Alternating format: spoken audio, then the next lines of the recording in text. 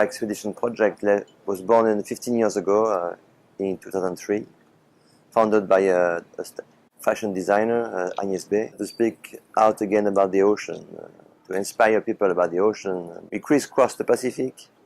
We stopped by 40 different countries. Sometimes it was very small island states of the Pacific, like Tuvalu or Samoa. And sometimes it was huge states like Indonesia, or China, or Australia. And on this particular project, we spent 2.5 years to try to understand the coral reefs of the Pacific and how these coral reefs are coping with climate change and global change. We try to understand what is the behavior and the processes. It was a success because we did 3,000 dives across the Pacific. We collected 40,000 samples, and now the next phase is to analyze all this data. We have some accumulations areas like the North Pacific Ocean between Hawaii and the US California coast. You can see some small pieces of plastic everywhere. So that is a big concern because it's impossible to clean this. If you start to clean this, you're going to clean the ecosystem with it. You're going to fish everything that is small in the ocean. But we don't want to do that. So it really tells us to educate people not to throw the plastic in nature, to recycle the plastic. These big challenges for the years to come.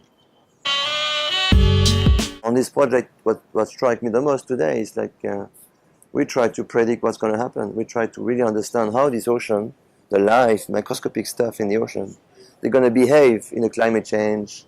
How can we predict the future? How can we understand where can we fish in the future?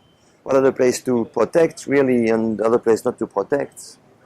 To ensure that in the future we can keep fishing like we fish, we can keep enjoying the ocean as we enjoy the ocean, and we can keep making a living on this planet.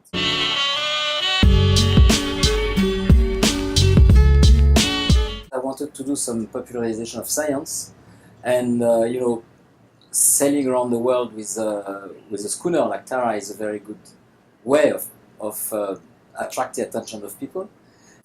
And the other reason, which was a major one, was to do a very exhaustive census of plankton organisms in the oceans. Because the plankton produce about half of the oxygen we breathe, they are at the basis of the food chain. Very little had been done at the global level.